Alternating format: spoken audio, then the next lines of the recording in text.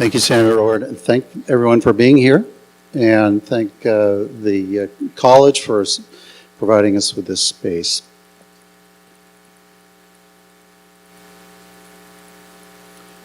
Waiting for tech guy to help me out here.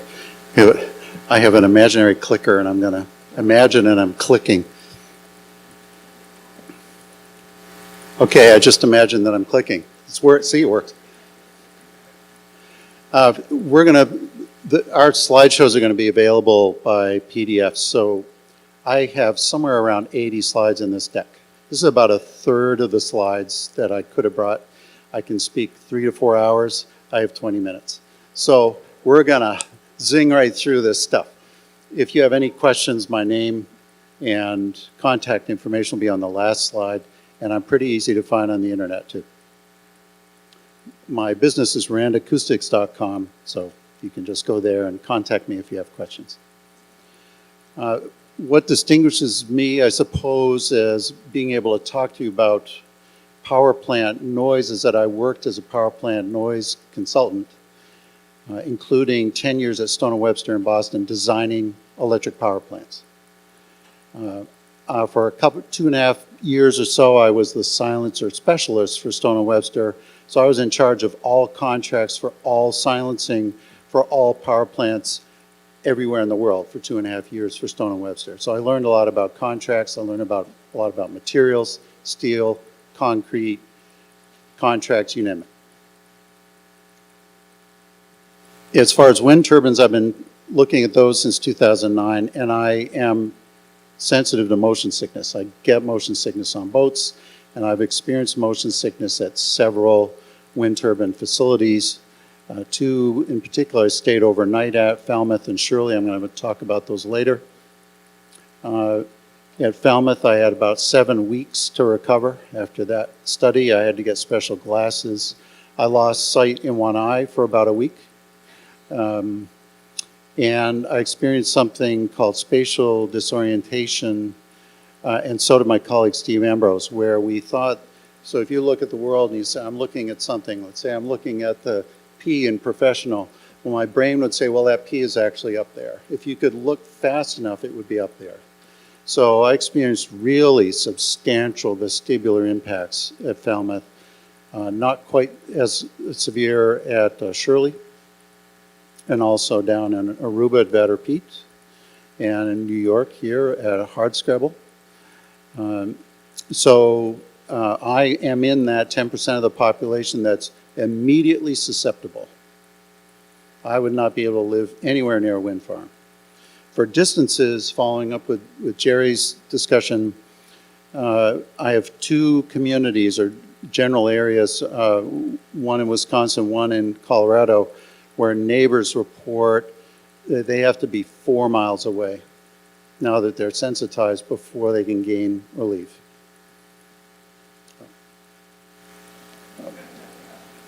Yes, okay. I have resources as a noise control consultant. One of, or maybe the most important resource is ethics.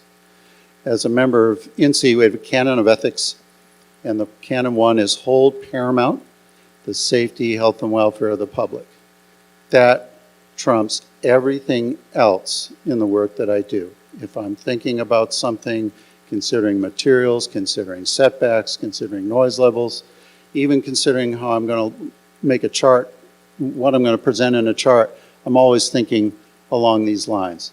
It's built into the job. It's not optional.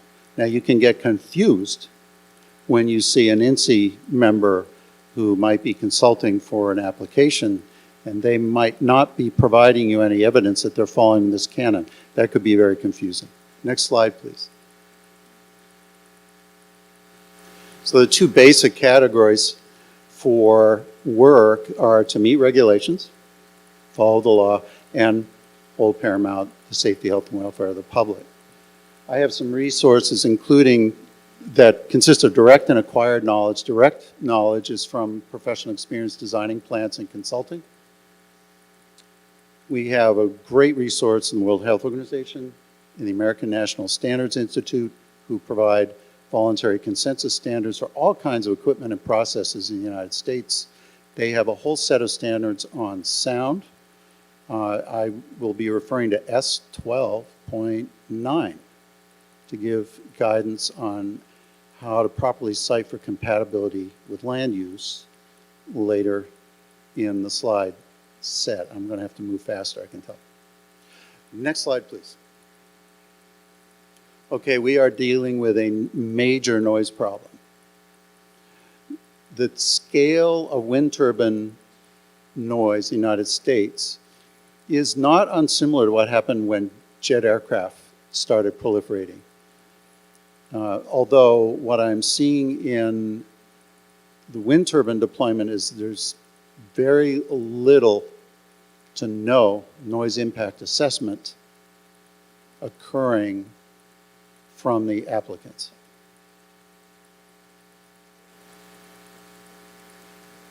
Wind turbines are promoted as pollution-free. Most people think wind turbines are silent. And that's my direct experience. When I talk to people about wind turbines, they go, they make noise? No. They make noise. It's mostly rural areas that they get built. Regulators, out of necessity for the regulatory process to be fair, use meters to measure decibels. But meters cannot measure impacts. Next slide, please. Here's a map of the United States from a federal database of turbine locations. And those are all the colored dots. These are colored by how recently they were built. Next slide, please. Here's New York State. This may not be entirely complete. They try to stay up to date. Next slide, please. Now, those first two maps were a little abstract, like that map of the United States. Okay, where am I? New York. Okay, but where are we right now? And this isn't where we are right now, but this is in near Hardscrabble. And you might be able, if you're careful, you might be able to see the shadows of wind turbines here and there. And there are some homes here. Now you can't see the distance legend scale down at the bottom because of the way this table is set up. But let's go to the next slide. And this is an overlay showing the predicted noise levels from the applicant. And the green boxes are homes. And let's see, I'll get out my little pointer here.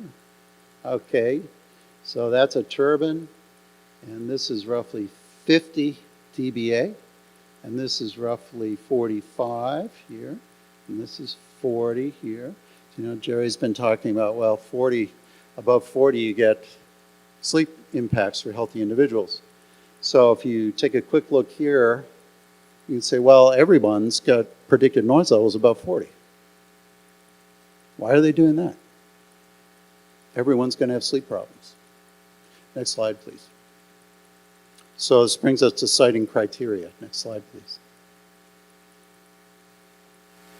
This slide, I could sit on this slide for the rest of my 15 minutes. Okay, 13 minutes. I'm going to read it. Most problems observed in wind turbine siting including misleading marketing, regulations loosened, and we have observed sometimes years before the application goes in. Good neighbor agreements, poor noise models, lack of noise impact assessments, unenforced noise regulations, noise complaints, and even legal action stem from the primary design deficiency of wind turbines. Distance has proved to be the only reliable noise control option available for wind turbines so far. In most places, there isn't enough distance to avoid impacts. I'll read that one more time because if this is the only thing you get, I really want you to get this. As a noise control consultant who has looked at this really carefully with full knowledge of all the various noise controls there are for all kinds of power production in use in the US today, distance has proved to be the only reliable noise control option available for wind turbines so far. In most places, there isn't enough distance to avoid impacts. Next slide, please. So what are noise siting criteria? Well, I go down through this. But basically, noise siting criteria were designed to protect human health and welfare. Next slide, please. The International Standards Organization, or ISO, developed a basic guideline to determine the degree of impact in communities. If you increase the noise over the background by 5 dB, you get a few complaints. 10, widespread complaints. 15, threats of community action. And 20, you're getting in your truck and you're going over there and something's going to happen. Next slide, please. Background sound levels in rural areas, which is almost 100% where turbines go. There are a few. There's a turbine in Hull, Massachusetts, under the air, a glide path for Logan Airport. It's pretty noisy there. People don't complain. But mostly it's rural areas. Quiet at night. I'm in Brunswick, Maine. That's one of the biggest towns in Maine. 11,000 people. I can take my meter out at night and I can pin the noise floor of the meter. I'm down at 16 dBA at night. However, wind turbines are permitted up at 40, 45, 50, 55, even 60 or 65 dBA, either at the nearest property line or at the home. Although zoning laws generally respect the property line, in a lot of cases, wind turbine noise is permitted at the home. I've never figured that one out. But I think it has to do with the previous slide. Distance is the only reliable noise control option, and they don't have the distance. So if you design far louder than the background, you're going to get reactions. And when a facility produces complaints, appeals to stop the noise, and lawsuits, consultants and regulators have failed. There's no gray area here. Next slide, please. Here's ANSI S 12.9. Spreadsheet I did using the arithmetic contained in the ANSI standard. This is a standard to determine noise levels for a new intrusive noise source, and in this case, in a quiet rural area. Hope you can see all the numbers, but basically what it boils down to is the long-term average noise level should not exceed 30 at night. That's compatible in a quiet rural area. Should not exceed 40 during the day. Next slide, please. Jerry talked about the World Health Organization. This is a slide directly from their executive summary from 2009, basically listing 3 categories of health impact ranges. Under 30, no impact. Between 30 and 40, they're getting some effects on sleep, and more so for risk populations, children, elderly, people with pre-existing conditions. Above 40 for healthy individuals.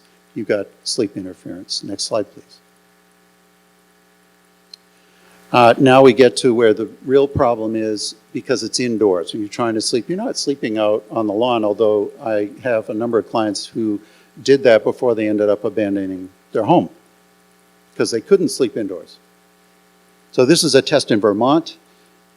The question was, how much is the noise dropping to go inside when it goes inside the house? This is called the outside to inside level reduction. Next slide, please. Why do we do this? Well, the wind industry models average noise levels. And testing was in Vermont. And Vermont had included for this project an indoors limit of average 30 dBA. They assumed a 15 dB reduction, is what I understand. And, but the testing that they did showed that the reduction was only 1 to 6 dB. So they were wrong. The neighbors complained. There were appeals to stop the noise, and the house was not livable. So the testing yielded real limits for house level reduction assumptions. What happens when it goes outside to inside when it's wind turbine noise? This is also useful for assessing LMAX sleep impacts. So you take the outside level maximum, if you've tested a house or you use this as an example, -1 to -6, then you can subtract that from your measured maximum outdoor noise. You have the maximum indoor noise, and may we have the next slide, please.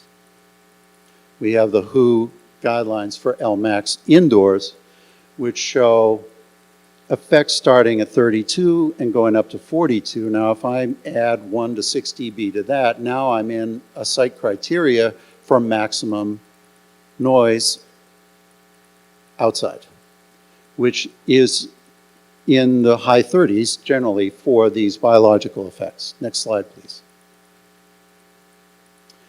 We come now to annoyance. Jerry talked about annoyance. Annoyance was defined by Health Canada study director David Michaud, and basically said it's real. It's something we pay attention to. Next slide. Then they went out and measured in a $2 million study, and they found that indeed, now Jerry already showed this graph, but basically when you get within about a kilometer, the annoyance jumps an order of magnitude. Next slide, please. And the WHO considers it an environmental health burden. Next slide. It's also defined by the WHO as a nuisance. Now this is important because we don't, in the US, we don't know what annoyance is. I'm annoyed because they didn't do the pattern right on my latte. I'm really annoyed by that. We don't understand what they mean by annoyance. Annoyance is a health condition. It's not a, my latte isn't right. Next slide, please. So what we have here is a picture of the decision in Falmouth, Massachusetts to shut down the 2 turbines owned by the town of Falmouth, and it was based on a finding of nuisance, and that was for noise levels that exceeded 40. That took 7 years and several $100,000. I think it was $500,000, $600,000, $700,000, maybe more, of the neighbors' money to get relief. Next slide, please. Okay, next slide. So we have some very good references for outdoor noise. This is from Hubbard, 1982.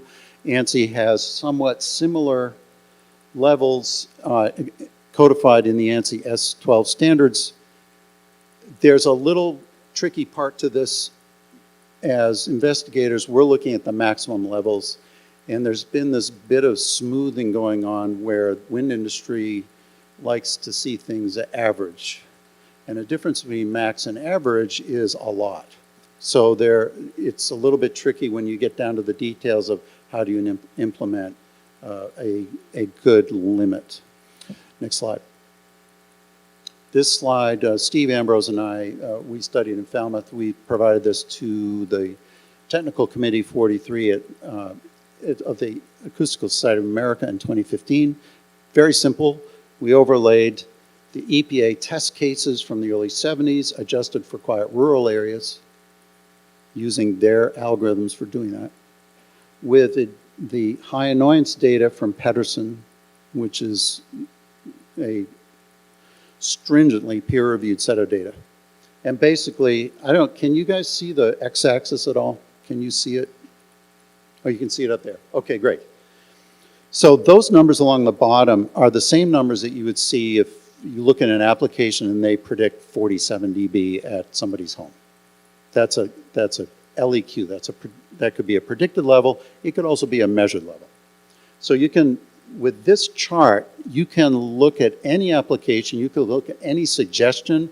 If an applicant comes in and says, we would like our limit to be 50, and then you can look at this and say, well, what do I expect from that?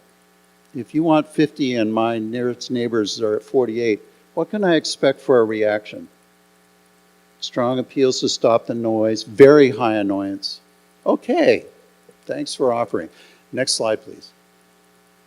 So above 35 under ANSI standards, you're incompatible in quiet rural areas. Now this is for any new intrusive unfamiliar noise source. ANSI is agnostic. They're not talking about wind turbines or gas turbines or ethanol plants or any, they don't single anything out. This is for any new, intrusive, unfamiliar noise source in a quiet rural area. Don't go over 35 because it won't be compatible. Next slide. This slide summarizes that, plus the sleep impacts for healthy individuals. And as we said earlier, you can get sleep impacts starting at 35-ish for people with pre-existing conditions. Next slide, please. Okay, there is a disconnect, yes. Next slide. Most people think wind turbines are silent. Or do you think? Okay, next slide. And they think it's clean energy. And next slide. Well, why would they think that? Look what they get on the television. Look what they get. This is a very feel-good ad. Next slide. Yeah. Okay, I'm going to search for clean energy on Google. What do I get? It's all wind turbines. Okay, there is a solar panel down here in the corner. Oh, there's a solar panel there too. But it's wind turbines all over the place.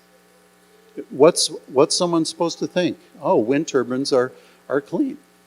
Okay, next slide. So I looked at the 2015 New York State Energy Plan. I read it.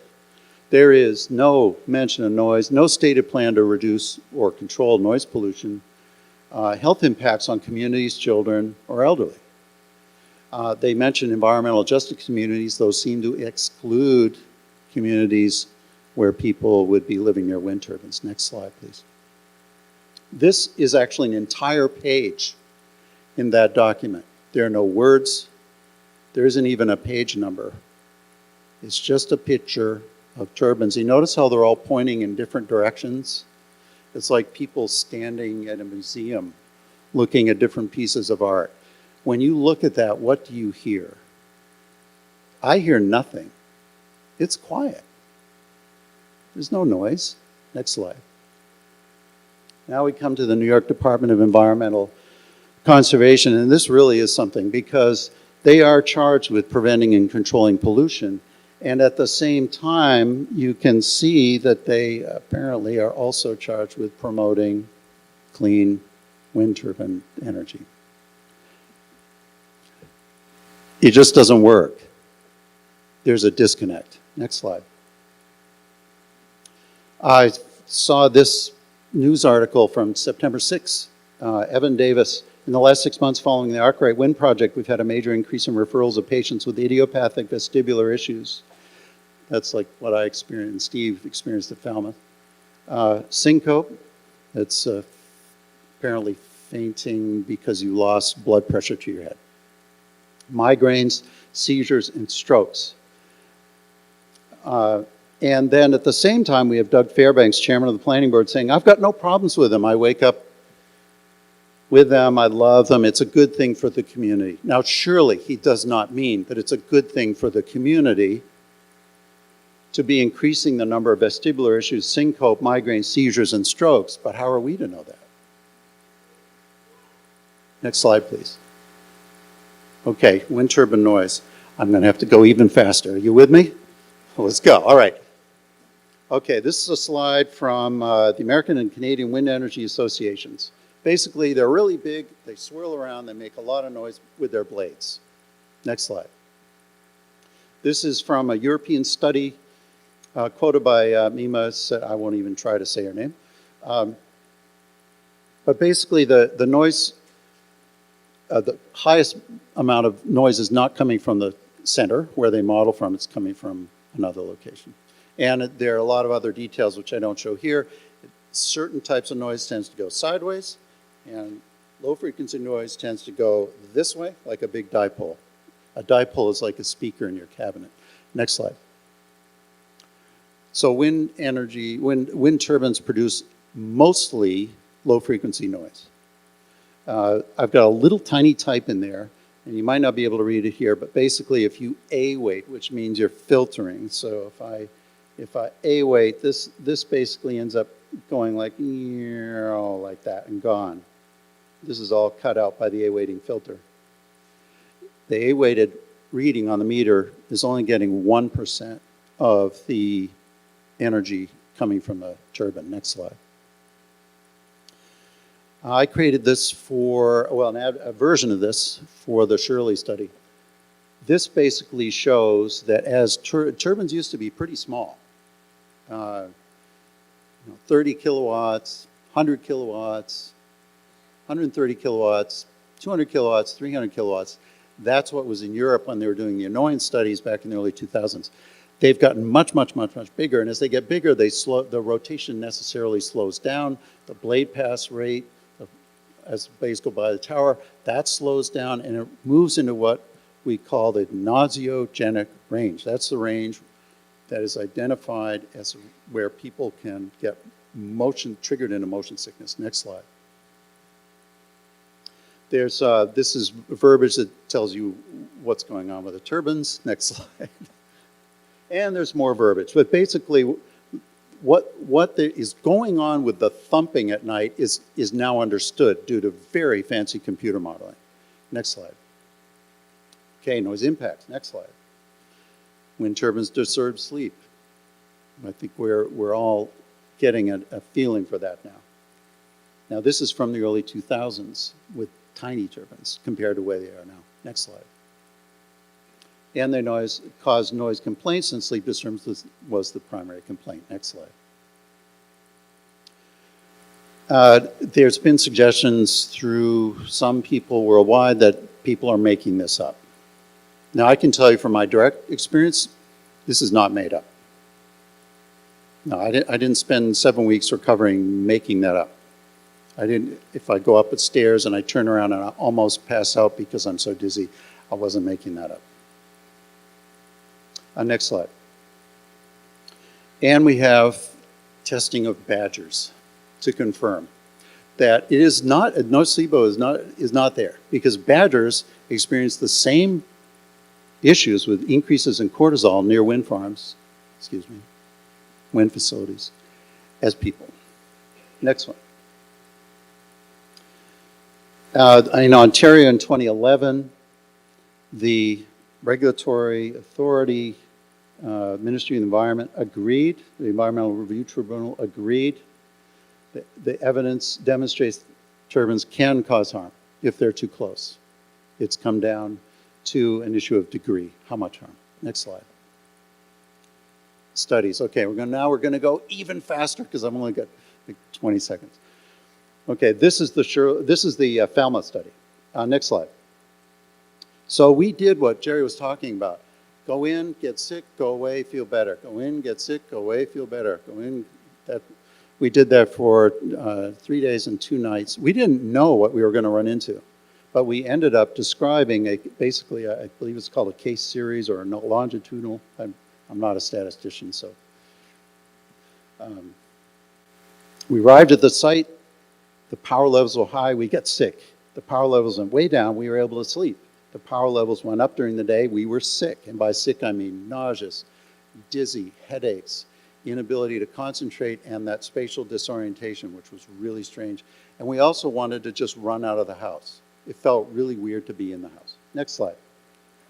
What we noticed that was unusual and distinct compared to all other power sources that we have measured over our combined 70, 80 years together, working in power generation, indoors the unweighted level went up, and as we would expect, the A-weighted level went down. It was so low we couldn't hear the turbines inside the house. Next slide.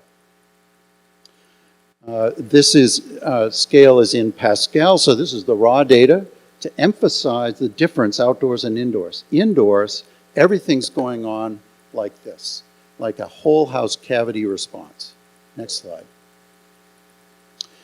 This slide is showing linear C and A weighting. All the energy is in the very, very low frequencies. Just like we saw for the Vestas turbine, most of the energy, almost all of it, is low frequency. Next slide. This is a description of the spatial disorientation I had. You can read it, you can write to me, you can say, what were you talking about? Anytime you want. None of my colleagues working for the wind industry have contacted me in the last 10 years, 8 years, to ask me what happened. Next slide. Our findings were that the vestibular system appears to be stimulated. Planning include a margin of safety, which is what we always did at Stone & Webster. It would be standard operating procedure. Next slide. Shirley, 2012. Next slide. This was written by the guy Bruce Walker, Dr. Bruce Walker, who was handling all the instrumentation of microphones. Residents report being intensely affected despite inaudibility. They couldn't hear the turbines. And just like us in Falmouth. And to be aware of a turbine operation when the turbines are not visible. And I met a number of them there. Absolutely.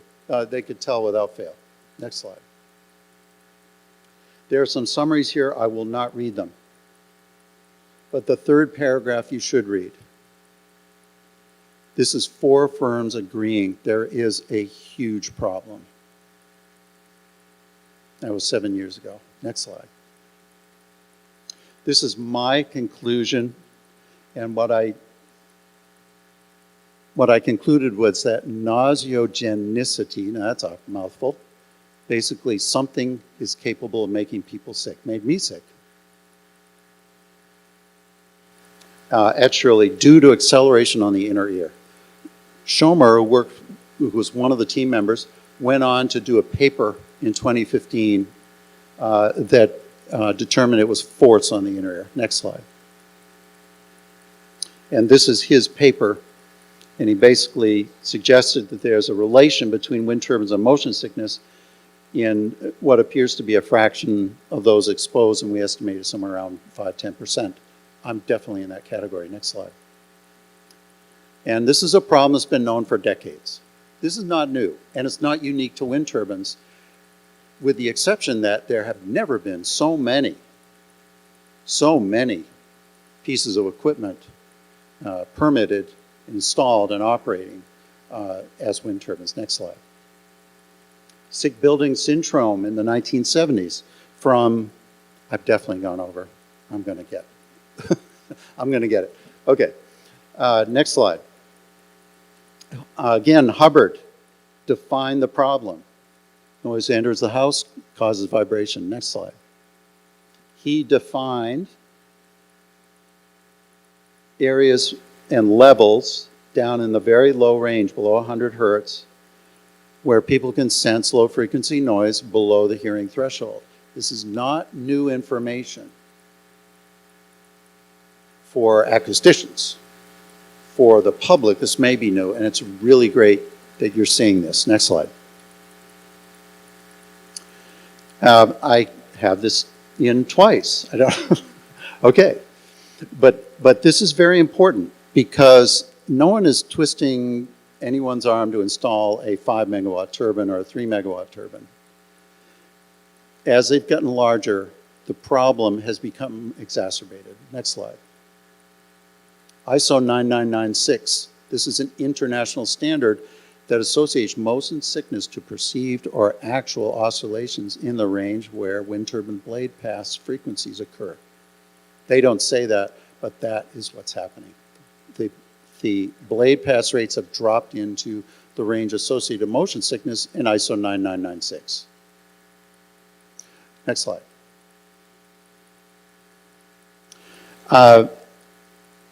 Department of ENT Head and Neck Surgery, Wales, UK, has determined that there's evidence that infrasound has a physiological effect on the ear. It's impossible to conclude it does not cause the symptoms. Next slide. And then recently, in Germany, they've determined that infrasound near the hearing threshold. So if you get pressure crossing, so here's my hearing threshold, you've got pressure crossing over it. That turns out to be significant, very significant. And what do we have with wind turbines? We have pulsations. Next slide. Wind turbines and surf. I tested. This is Falmouth, and this is Aruba. No, it is Aruba. Okay, it's Aruba. But I had the same recurring pulsations in the same intensity, but not the same rate. The rate coming in was outside the range associated to motion sickness. Next slide. So noise complaints are for indoors noise. When people complain they can't sleep, again, it's because it's indoors. Regulations are set for outdoors noise, mostly. We have this exception in Vermont, but mostly it's outdoor noise. Next slide. This is a test indoors on Nantucket using the Danish LPA LF, Indoors Industrial Noise Standard, which is source agnostic, doesn't care what it is. Denmark did include wind turbines as a source that must be regulated with this standard in 2012. Big objections from the wind industry about that, but to no avail. They are now regulated the same way. So what we have is 20 dBA of low frequencies. You want to stay under that to avoid high annoyance. And in this house where people were appealing to stop the noise from a 100 kilowatt turbine, the noise was peaking up to 30. Okay, next slide. Mr. Leventhal, the acoustician who's testified with the wind industry in 2004, indicated that they might adopt protective strategies. Next slide. And there's that's the kicker. That's the one you want to understand. Next slide. Next slide. Next slide. This is in Australia. This is Simon Ramsey. He was promoting wind energy until they wanted to put some turbines near his home, and then he started objecting, and he wanted them 2 kilometers away. It's about 6,500 feet. It actually didn't work. He didn't prevail. Next slide. This is a slide from a neighbor in Falmouth at about 1,400 feet. And her appeals were ignored. Next slide. That's it.